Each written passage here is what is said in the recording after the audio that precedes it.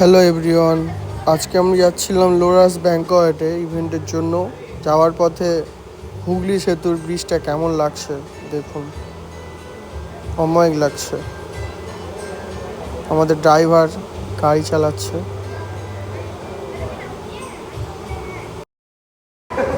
তারপর চলে এলাম গঙ্গার ঘাটে।